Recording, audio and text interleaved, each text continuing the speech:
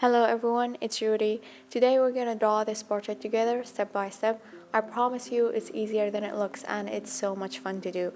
And we're gonna use as minimum art supplies as possible, you'll see. So please draw this with me, then send it to me. I would love to share it on my Instagram account.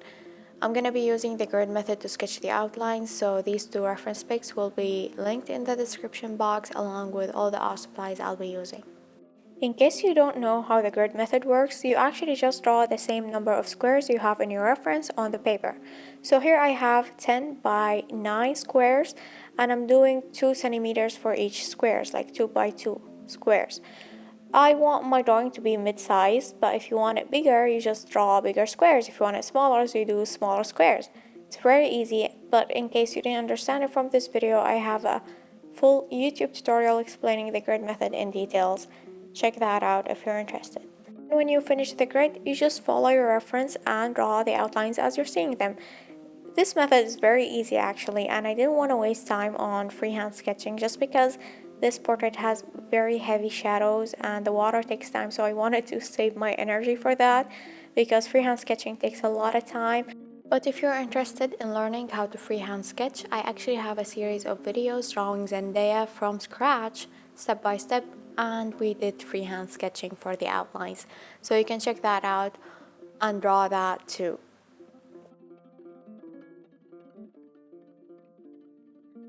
In this video, I'm gonna teach you a new method for shading, which is shading using graphite powder. If you already know me, you would know that the minute I tried this method, I didn't go back to shading using normal pencils because the results are so much better and I feel like my art skills improved a lot since then. This method is easier than you think, and the best thing about it is that you don't need a set of pencils when you use powder.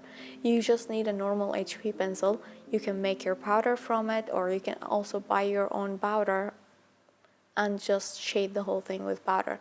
It's a game changer, and in this video I will explain how you can make the powder and use it in the correct way, so don't worry about that. I advise you to get out of your comfort zone and try new things and just find what method works best for you. And in case you don't like it, you can just go back to your old method for shading. But if you don't want to do that, of course, it's up to you. You can also shade using normal pencils as you would normally do.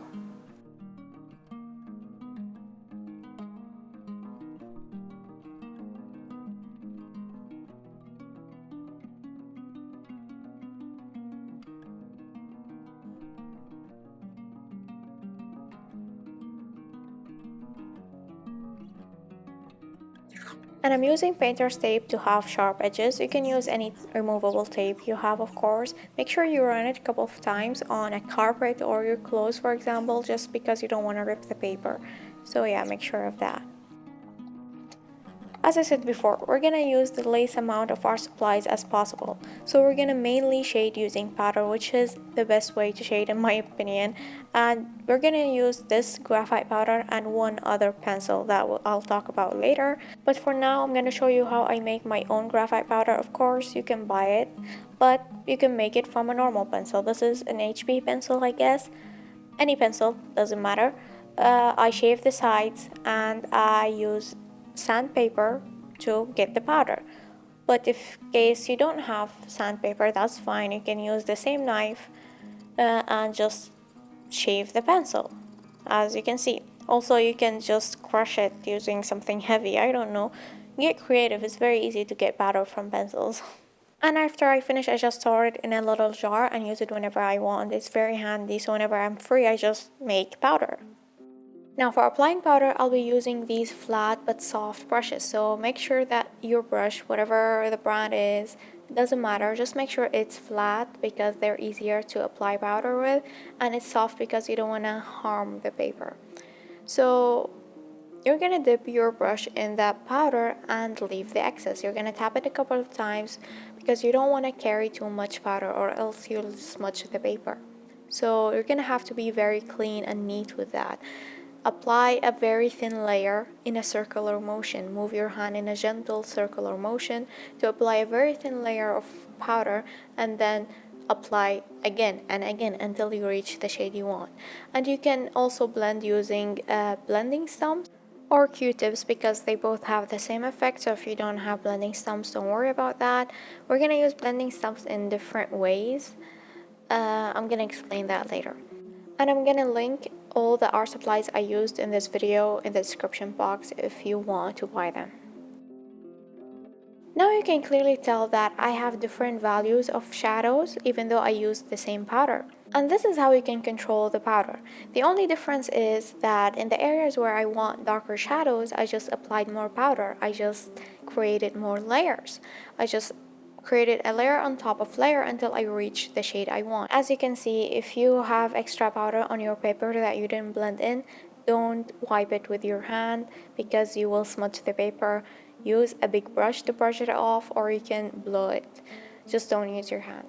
And here I'm using a big round brush for the background and the forehead because it's a big area, so you don't also always have to use flat brushes. They are better for tight places, but when it comes to the background or big areas, I like to use a bigger brush because it will get the job done faster. So I'm using a bigger round brush. Now if you see the reference, you'll notice that because of the heavy shadows, her hair looks kind of white. So we're going to do that using the dotting tool used in nail art, and we're going to engrave the paper where you see the white hairs.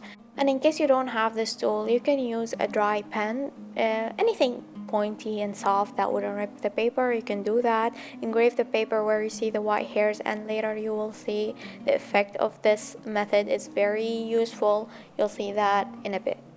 And again, as I said before, for large areas, I like to use bigger brushes to cover more ground, if you want to say that. So I'm using also a flat brush here, but it's bigger. So whatever brush you have works for you, that's fine. I just wanted to move it along a bit faster.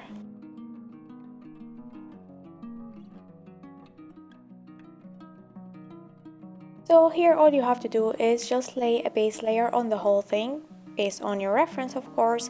Whatever you see fit, do that. In some areas might need more shadows than others, you can also do that, but don't worry about heavy shadowing or heavy outlining because we're gonna go over that again. So it's all about building up layers, and this is our first layer, we can say. So it could be messy, it shouldn't be very neat because we will go over it again. And of course, when we're done with our base layer, we're gonna go deeper into shadowing. We're gonna define our shadows more. You're gonna see that in a minute. Because as I said before, this portrait has heavy shadows and you're gonna have to be so patient with it. It's so fun to do, but you're gonna have to build up layers until you reach the results you want.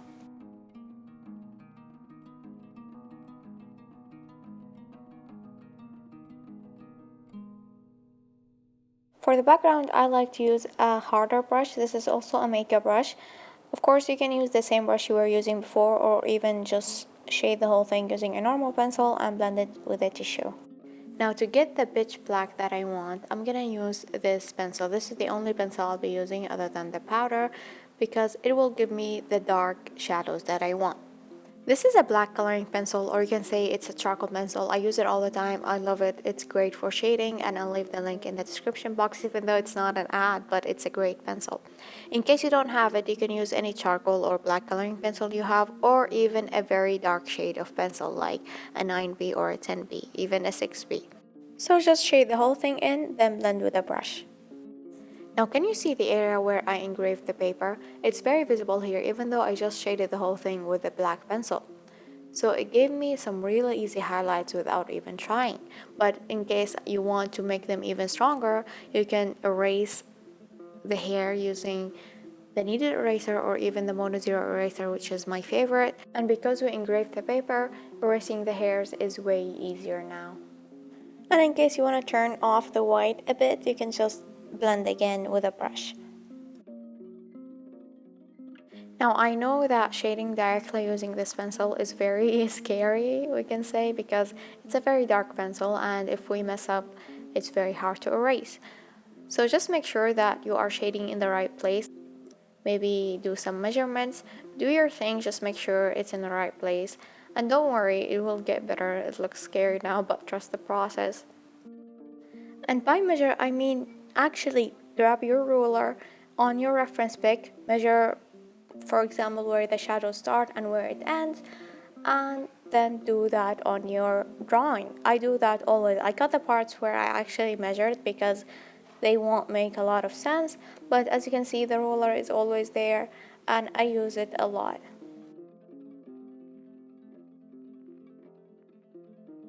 So here I just feel that the earrings look kind of small, so I'm using my electric eraser and just erase the whole thing, and I'm doing it again. I didn't pay much attention to the earrings. I didn't care for them actually, but they're very simple to do. Later, when I start adding the strongest highlights using my Jelly Roll pen, I'll come back to them and add their highlights because I avoid to add such strong highlights at early stages because I don't want them to get smudged. So yeah, later I'll come back to them.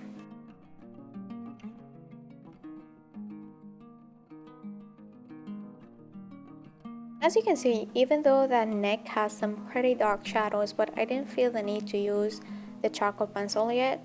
I'm just reapplying powder just because you might get surprised by how dark you can go using this powder, even though it's just an HB pencil. Here, I'm sorry my camera stopped filming for some reason, but I just applied powder until I reached this shade. It's very simple. According to your reference, just follow that and apply powder accordingly. And anyways, the same thing we've been doing all along. I guess it's now very clear to you how we apply powder. You move your hand in a circular motion and you are very gentle with it. You build up layers until you reach the shade you want. And then when you feel the need to add such strong shadows, you can use the black pencil like what I'm doing here. And one other thing, the reason why I love this black pencil more than any normal charcoal pencil is how easy it is to blend. It's very smooth, smoother than a normal charcoal pencil. You can just use a brush and it blends immediately. But in case you don't have this pencil, you have a charcoal pencil that is not as easily blended as this one, you can actually blend with the brush, but you can first dip it in graphite powder. So you're actually just mixing the powder with the charcoal pencil, and that way it gets blended easier. If you've ever tried drawing with charcoal, you would know that you can't mix pencils with charcoal because pencils leave a shine, but not graphite powder or not pencils powder because it doesn't leave a shine. So here you can mix them together.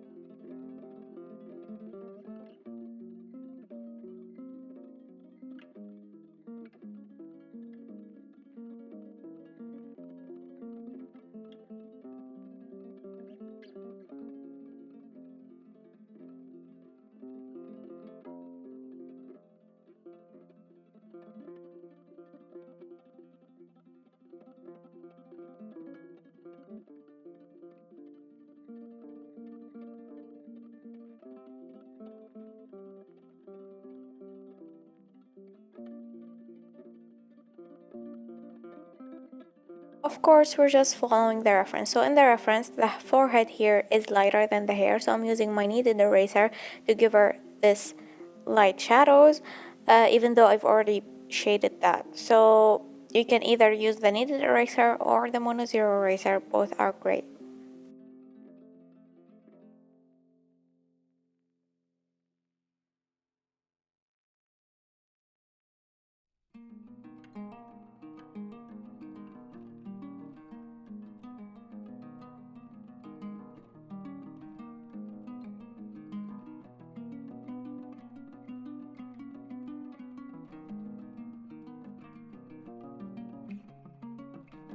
Now for shading the eye, my camera also stopped. I swear this isn't the last time, I'm sorry, but I did that on a separate paper.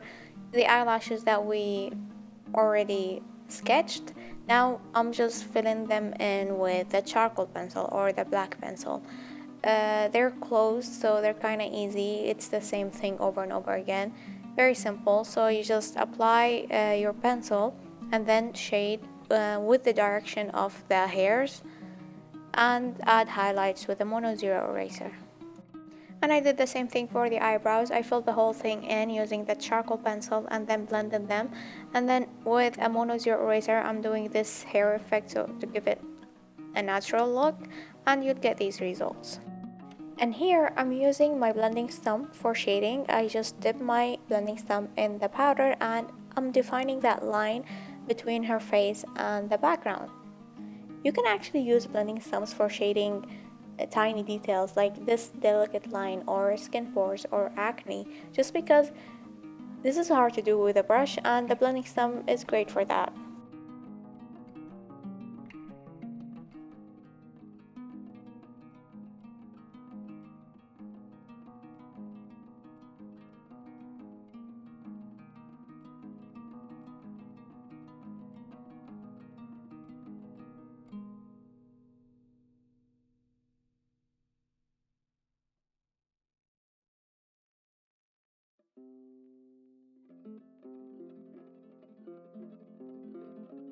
If you check the reference, you'll see that her nose is very dark. And the shadows, the weird shadows that I'm doing right now, don't make sense now because I haven't added the water yet. But they will make sense later. So when you are shading and you're looking to shade dark colors first before the highlights, just ignore the water. Ignore it exists and just draw what's beneath it. So even though now her nose looks kind of weird and why do the shadows look like that? Later it will make a lot of sense.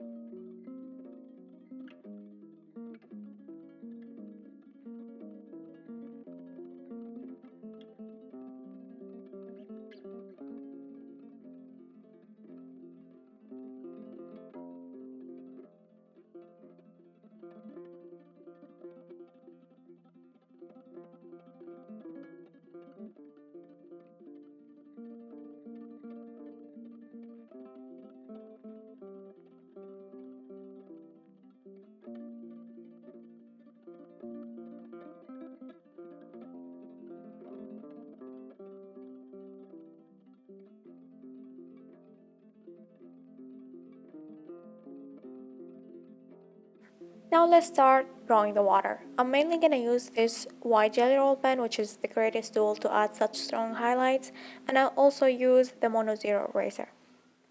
To draw water, you will have to forget that it's water because it's kind of weird to just draw random dots and lines and patches of white ink on top of your charcoal piece. It might look weird, and I get that. I was scared myself because this is the first time I ever draw water. But you have to trust the process. Make sure you notice where the strongest highlights are because not every highlights in the water are going to be done using the jelly roll pen. We're going to use the Mono Zero eraser too. So only the strongest highlights are going to be shaded or colored with this white gel pen. And of course we're going to have to give the water drops depth. So we're going to add the reflection of the water drop, or we can say the shadow of it, using the black pencil, as you can see. I'm going to switch to the Mono Zero eraser because these highlights are not as strong as the ones before, and you're going to have to be the judge of that. Just look at your reference and do what you think is right. And as you can see, the Mono Zero eraser erases very good the charcoal pencil and the graphite powder. It's a very good eraser. I highly recommend it. And if you are scared to just erase stuff and then, for example, mess up and you're gonna have to shade again, I advise you to sketch where you want to add the highlights first. Use a normal pencil. Just outline where you're gonna erase or outline where you're gonna add the jelly roll pen so you wouldn't mess up.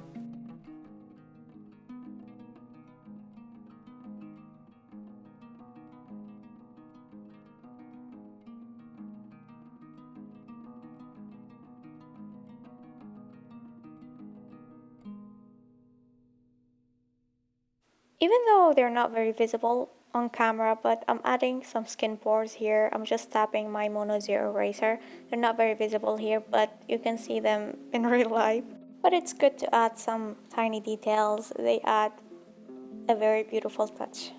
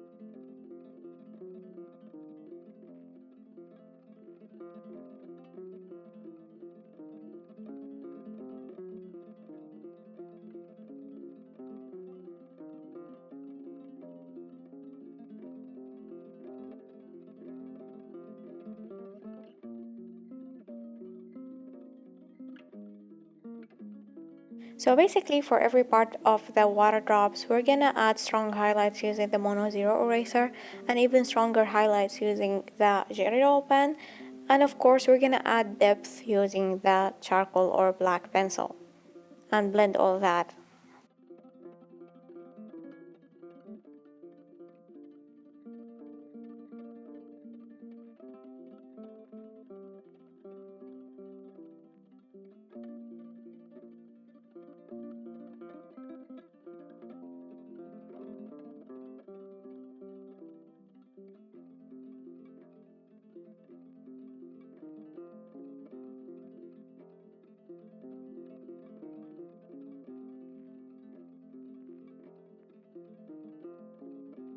Now, as I said before, there are some water drops on her nose, but they're kind of dark, so I'm only using the Mono Zero eraser for these water drops or these highlights. I didn't use the gel pen, they're not that strong, and later I will reapply the black pencil just to give them some more depth.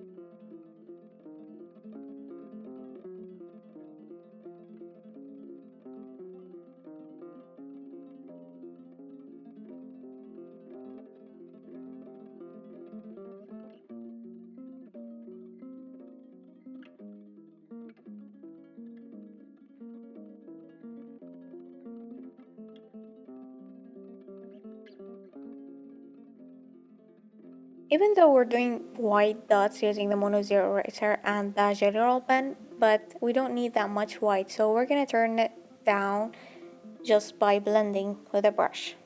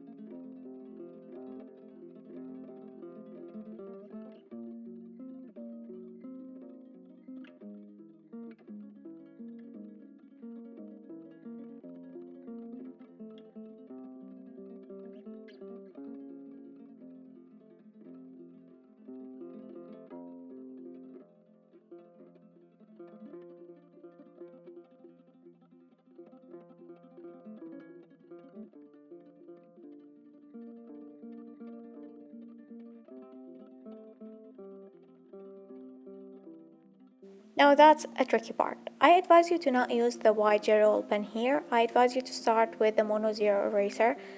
Start with it and later just see if you would need the white gel pen, because now when I look at my drawing I feel like it doesn't need that much highlights here, so it's a mistake, and if I would do it again I would use the mono zero eraser first. So it's up to you. They both work kinda.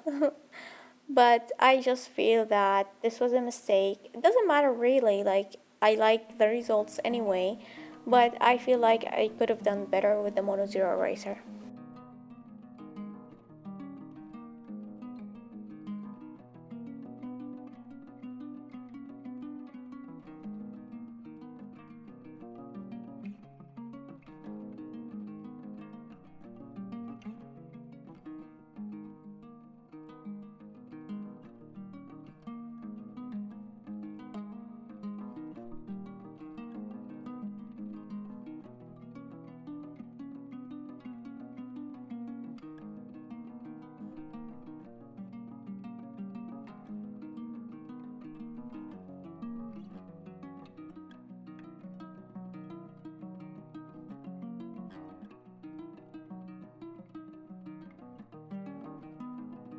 Now you can just go all over the place and add the details and the highlights that you feel needed.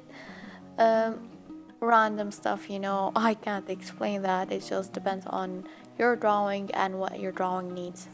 I've never drawn anything like that before, and I feel like this was one of the most fun drawings I've ever done just because I experienced something new, and I advise you to do the same. Always try new things when you draw.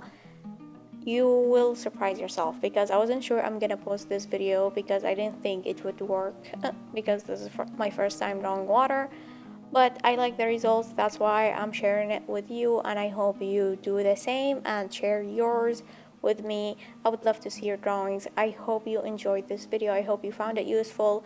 If you did, please like the video and comment down below ideas for future videos. Thank you for watching.